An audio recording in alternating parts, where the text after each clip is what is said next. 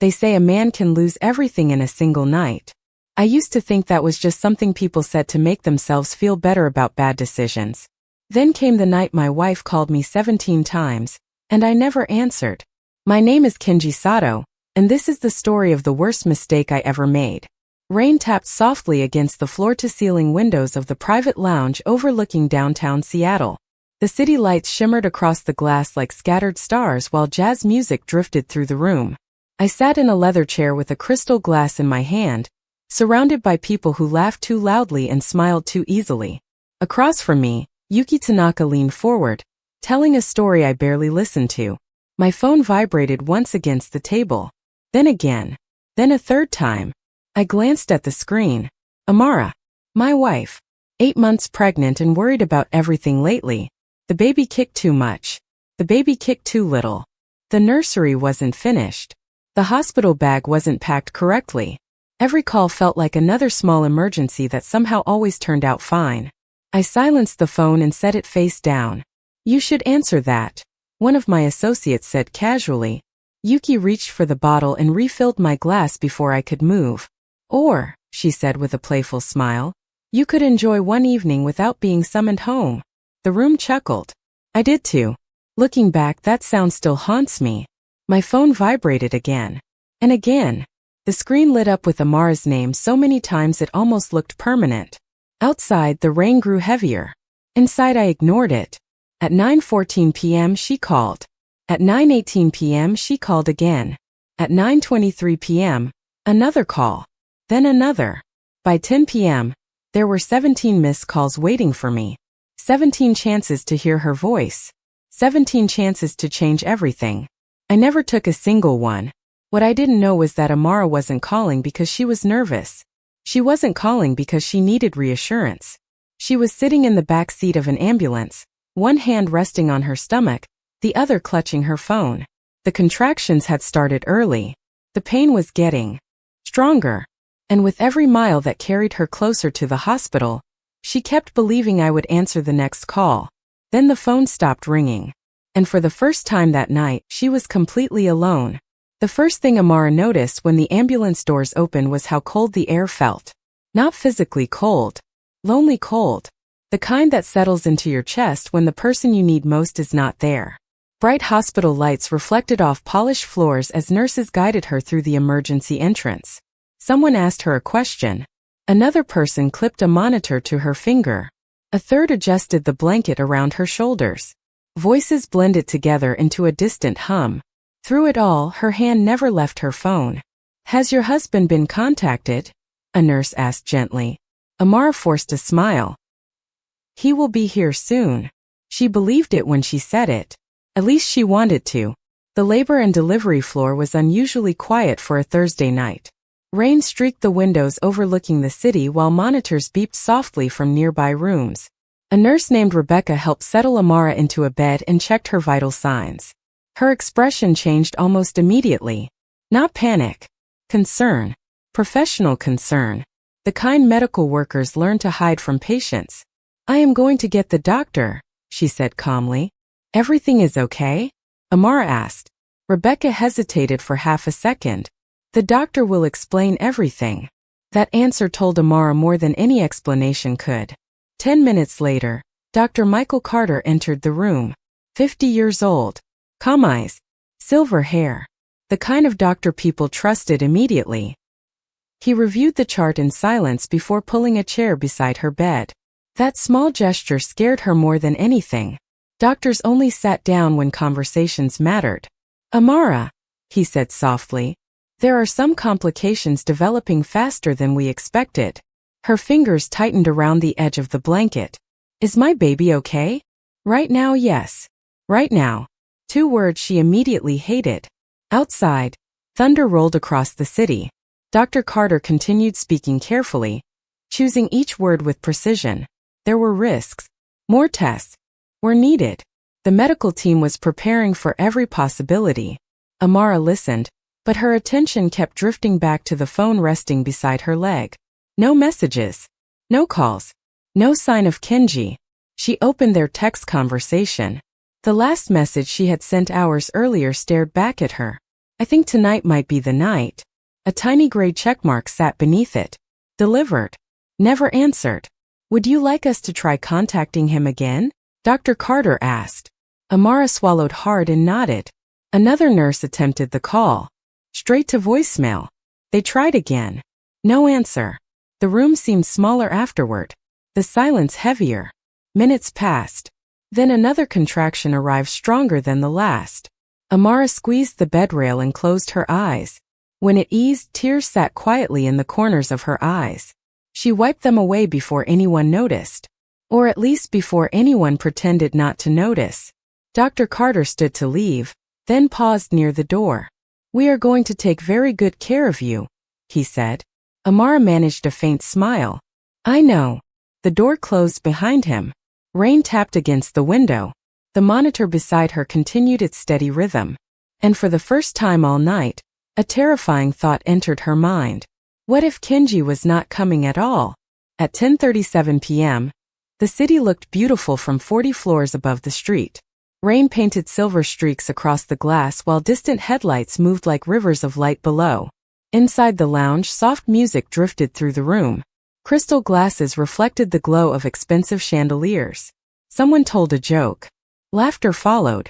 I remember that laughter now more clearly than anything else. Yuki sat beside me, her hand wrapped around a champagne flute. One of my associates was discussing a new business deal. Another was talking about a vacation property in California. The conversation flowed effortlessly around me while my phone remained face down on the table. Silent. Forgotten. Or so I thought. Across the city, Amara's world had narrowed to a single hospital room. Another contraction came. Stronger this time. She gripped the bedrail and focused on her breathing exactly the way she had practiced during every parenting class. The nursery. The baby clothes. The tiny blue blanket folded at the foot of the crib. She thought about all of it. She thought about the future she had spent months building in her mind. A future that suddenly felt fragile. Rebecca adjusted one of the monitors and exchanged a glance with another nurse. The look lasted less than a second. Long enough for Amara to notice. Long enough to make her afraid. What is happening? She asked quietly. Rebecca offered a reassuring smile. The doctor is reviewing everything right now. It was not really an answer. Amara knew that. Outside her room, Dr. Carter stood with two specialists reviewing updated results. The atmosphere had changed. No panic. No chaos. Just urgency. Focused urgency. The kind that settles over experienced medical teams when every minute begins to matter. Back at the lounge, Yuki lifted her glass. To new beginnings, she said. Several people echoed the toast. Glass touched glass. A soft ringing sound filled the room. I raised mine too. Looking back, I wish I could remember what I was thinking. Maybe I was tired. Maybe I was distracted. Maybe I had convinced myself there would always be another call tomorrow. Whatever the reason, I smiled and took a sip. At that exact moment, Amara stared at the ceiling of her hospital room while tears slid quietly into her hair. Not because of the pain. Not because of fear. Because she finally understood something she had been refusing to admit all night. He was not coming. She reached for her phone one last time. The screen illuminated her tired face. 17 missed calls. No response. No message. No explanation. Her thumb hovered over the screen before opening the camera. For a moment she simply looked into the lens. Then she pressed record. Hi little guy, she whispered, forcing a small smile. If you ever watch this someday, I want you to know that your mommy already loves you more than anything in the world. Her voice trembled. She stopped recording after less than a minute. The file saved automatically. A memory for someone she had not even met yet. A few minutes later, Dr. Carter entered the room again. This time he closed the door behind him. And when Amara saw the expression on his face, her heart sank. Dr. Carter remained standing beside the bed for several seconds before speaking. The silence alone told Amara that whatever he was about to say was important. Rain traced slow paths down the dark hospital window behind him, while the monitor beside her continued its steady rhythm. Amara, he said gently, pulling the chair closer again, we need to prepare for the possibility that we may have to make difficult decisions very quickly. Her eyes immediately filled with tears. Not because she did not understand, because she understood perfectly.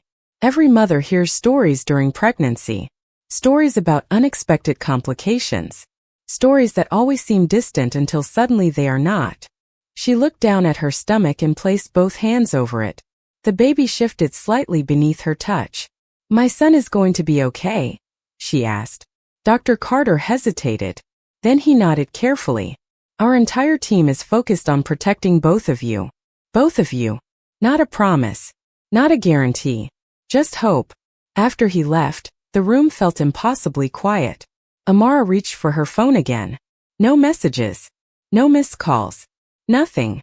She opened the photo album on her screen instead. Pictures filled the display. Baby clothes. The nursery. Ultrasound images. A photograph of Kenji assembling a crib 3 months earlier.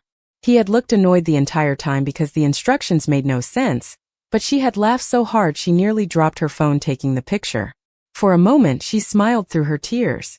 Then another contraction arrived, stronger than before. Hours seemed to blur together after that.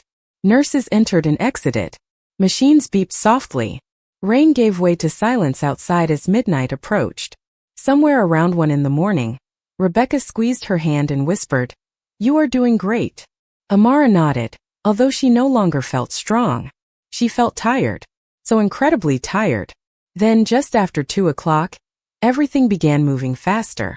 More staff arrived. More equipment appeared. Calm voices filled the room. Dr. Carter returned. The atmosphere changed completely. Not chaotic. Focused. Urgent. Amara knew enough from the expressions around her to understand that the moment had arrived. Before anyone wheeled her toward the delivery suite, she asked for her phone one last time. Rebecca handed it to her. Amara opened the camera again. Her face looked exhausted. Her eyes were swollen from crying. But when she smiled, something warm still remained there. "Hi, sweetheart," she whispered softly to the son she hoped would one day watch the recording. "If you are seeing this, I want you to know that you were loved before you ever took your first breath." A tear slid down her cheek. She brushed it away quickly. "Be kind. Be brave. And never doubt how much your mommy wanted to meet you." The recording ended. Less than a minute long. The phone slipped from her fingers as another wave of pain arrived. Minutes later, a newborn baby's cry echoed through the room. Small. Fragile. Beautiful. Ethan Sato had entered the world. Nurses smiled. Relief washed through the room. Dr. Carter looked toward the tiny infant and allowed himself the briefest smile of the entire night. But when he turned back toward Amara, his expression changed. The joy lasted only seconds before concern returned. Amara's eyes opened one final time. Weakly, she whispered 2 words. "My son." Rebecca placed Ethan gently beside her for a moment. Amara looked at him. Really looked at him. And despite everything, she smiled. It was the most peaceful smile anyone in that room had seen all night. Then her eyes slowly closed, and the room became very, very quiet. The call came at 2:43 in the morning. I almost ignored it. By then the lounge had mostly emptied. Rain still covered the city in a gray haze, and I was standing near the window staring at the skyline when my phone finally lit up again. This time it was not Amara. It was an unfamiliar hospital number. Something in my chest tightened immediately. I answered before the second ring. The voice on the other end was calm, professional, measured. They asked me to come to the hospital as soon as possible. They did not explain much. They did not have to. 20 minutes later, I was walking through bright hospital corridors that smelled faintly of antiseptic and coffee. My footsteps echoed against the polished floor. Nurses looked at me differently. Not with recognition. With sympathy. I hated that look. A young nurse led me toward a private room without saying much. Every step felt heavier than the one before. "Where is my wife?" I asked. The nurse lowered her eyes. "This way, sir." My heart began pounding. The room door opened slowly. Everything inside seemed frozen in time. The lights were dim. The rain tapped softly against the window. A bouquet of flowers sat untouched on a nearby table. And Amara lay perfectly still beneath a white blanket. For several seconds my mind refused to understand what my eyes were seeing. I stood there waiting for her to sit up. Waiting for her to smile. waiting for someone to explain the misunderstanding. Nobody did. No, I whispered. The word barely left my mouth. No. I moved closer. Her face looked peaceful. Too peaceful. Like someone sleeping after a long day. I reached for her hand. It was cold. The room tilted slightly around me. Somewhere behind me, a baby began crying. The sound cut through the silence like a knife. I turned. Rebecca stood near the doorway holding a tiny bundle wrapped in a blue blanket. Your son, she said softly. Son. The word landed heavily. My eyes moved from the baby to Amara and back again. One life beginning. Another ending. I should tell you that I collapsed. That I broke down immediately. That grief hit me like a tidal wave. But that is not what happened. Shock is a strange thing. Protects you at first. It builds walls around truths too large to process. I simply stood there staring. Numb. Empty. Unable to understand how a normal evening had become this. A few minutes later, Dr. Michael Carter entered the room. His face carried the exhaustion of a man who had been awake far too long. He looked at me for several seconds before speaking. Your son is healthy, he said. He is strong. I nodded mechanically. And Amara? The question sounded ridiculous even as I asked it. Dr. Carter's expression softened. I am very sorry. Silence filled the room again. Then his eyes shifted toward the small bedside table. A phone rested. There. Amara's phone. The screen was dark now. But hidden inside it were 17 unanswered calls. And neither of us knew yet that those missed calls were only the beginning of everything that would destroy me. People brought flowers for weeks. White lilies. Roses. Sympathy cards written by people who barely knew us. I remember almost none of it. Grief turned every day into the same gray blur. The funeral came and went beneath an overcast sky. Hundreds of people attended. Business associates. Friends. Neighbors. People who spoke about Amara's kindness, her patience, her smile. I stood beside the casket holding my infant son while strangers described a woman I suddenly realized I had never appreciated enough. Ethan slept through most of it. Tiny. Peaceful. Completely unaware that his entire world had changed before he had even opened his eyes. The house felt different afterward. Too quiet. Too large. Every room carried traces of her. A half-finished shopping list attached to the refrigerator. Parenting book on the nightstand. A yellow blanket folded neatly across the nursery chair. I found myself standing in doorways for long stretches of time, staring at ordinary objects as if they held answers. They never did. One evening, nearly 3 weeks after the funeral, I was sitting in the nursery while Ethan slept in his crib. Rain tapped softly against the windows. I had become familiar with that sound. It seemed to follow every important moment of my life now. My phone rang.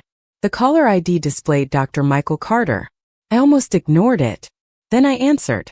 Mr. Sato, he said quietly, there is something I believe you should have.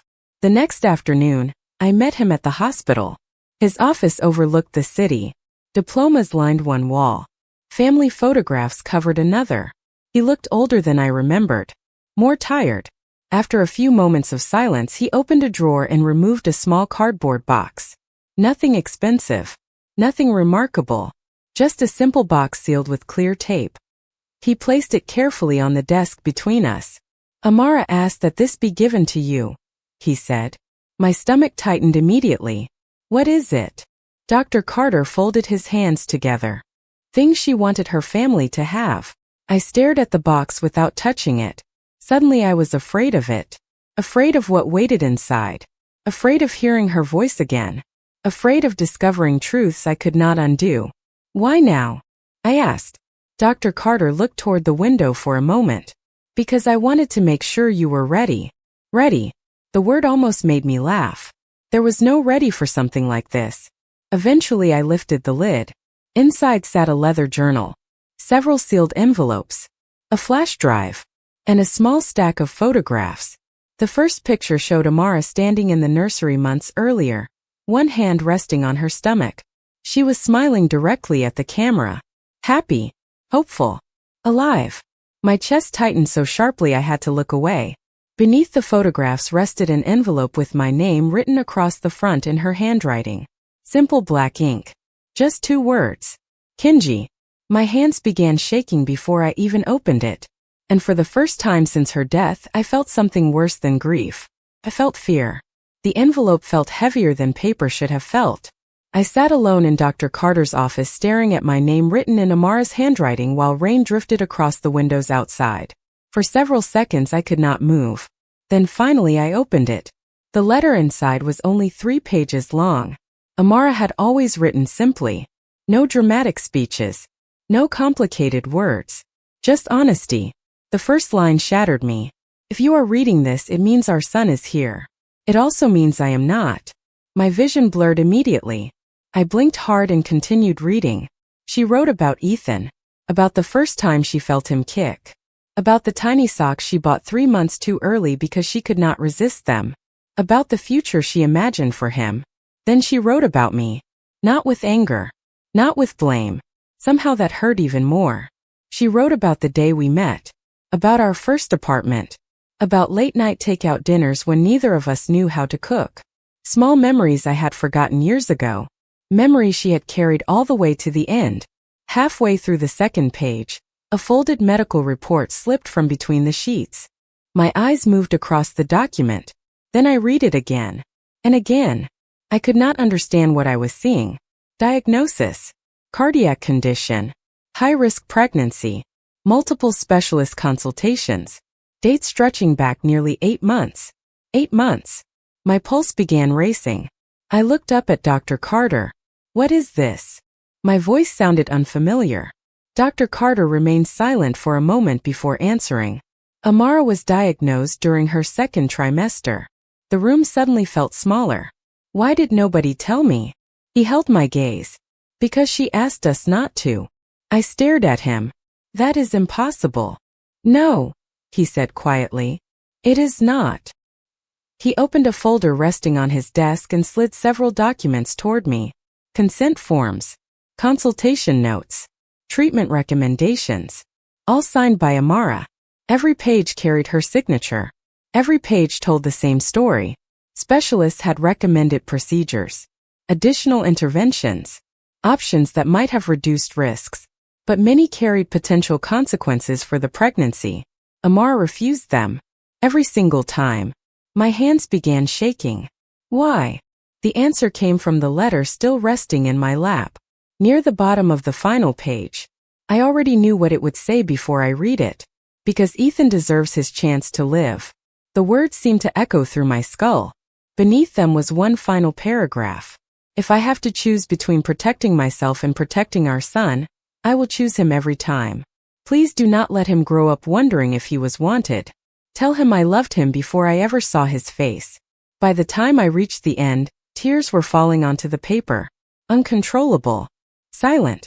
Dr. Carter waited until I finished before speaking again. There is something else you need to know. His voice had changed. Heavier now. More serious. He opened another file. And what he showed me next made the grief inside me transform into something far worse. The second file contained hospital communication records. First, none of it made sense. Timestamps. Incoming calls. Missed connections. Notes from nursing staff. I stared at the pages while rain continued tapping softly against Dr. Carter's office window. Then my eyes stopped on a single entry. 9:42 p.m. spouse contacted. No response. Another. 10:11 p.m. spouse contacted. No response. Then another. And another. The hospital had attempted to reach me 6 separate times that night. 6 times. I never received a single call. There has to be a mistake, I said quietly. Dr. Carter did not answer immediately. Instead, he slid a tablet across the desk. Review this. The device contained security footage from the hospital lobby. Nothing unusual appeared at first. Nurses moving through hallways. Families waiting in chairs. Doctors crossing the reception area. Then the timestamp shifted. One of the receptionists appeared on screen holding a phone. She spoke briefly to someone. A few moments later another employee joined her. Both seemed confused. What am I looking at? I asked. Dr. Carter folded his hands. The hospital operator documented something unusual after Amara was admitted. My pulse quickened. What? Every time staff attempted to transfer emergency calls to your personal number, someone answered before the call reached you. The room fell silent. I stared at him. That is impossible. That is what we believed initially. He tapped the screen again. Another document appeared. Phone records. Verified connection logs. Call forwarding history. Numbers. Dates. Times. My stomach dropped, because I recognized one of the numbers immediately. Yuki. I stopped breathing for a second, just long enough for reality to settle into place. The calls had never reached me. Not all of them. While Amara sat alone in that hospital room waiting for me, someone else had been intercepting attempts to contact me. No, I whispered. No. But the evidence remained sitting directly in front of me. Cold. Unmoving. Impossible to argue with. Dr. Carter spoke carefully. We investigated only because several nurses remembered being told that family had already been notified. They assumed you had chosen not to come. The word struck harder than anything else. Chosen not to come. That was what Amara believed. That was what she carried into her final hours.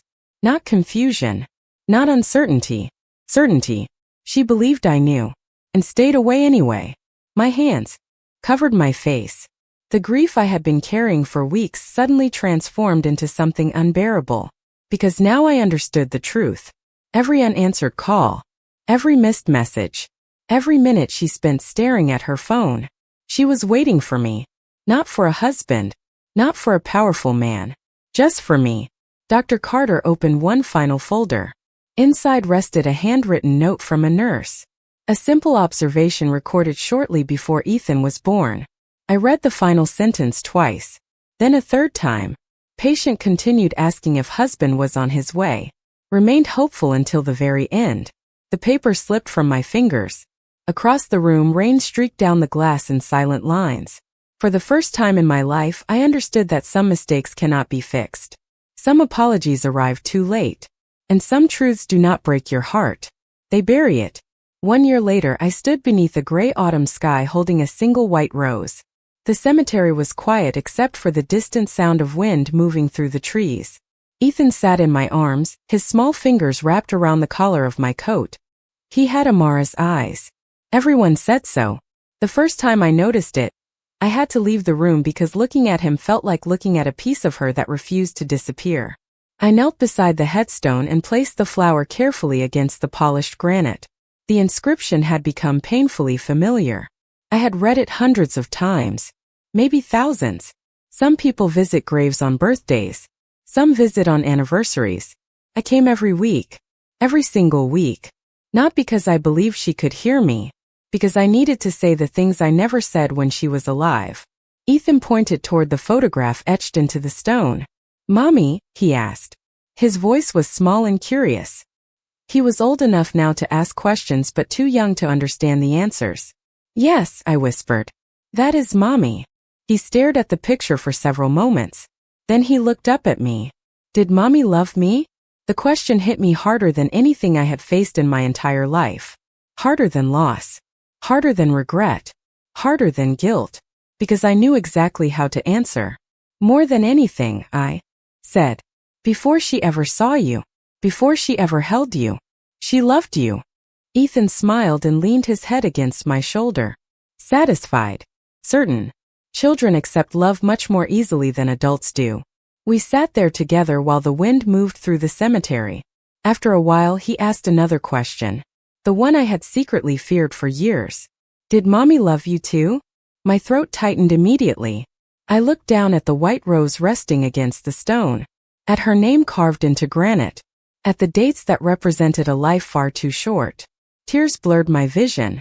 Yes, I finally answered. She did. Ethan nodded as if that settled everything. Maybe for him it did. But not for me. Because the truth was far more complicated. Amara had loved me when I deserved it. She had loved me when I ignored her. She had loved me when I failed her. She had loved me until her final breath. And that was the burden I would carry for the rest of my life. As the afternoon sun briefly broke through the clouds, I remembered the final line of her letter. The line I still read whenever the guilt became too heavy.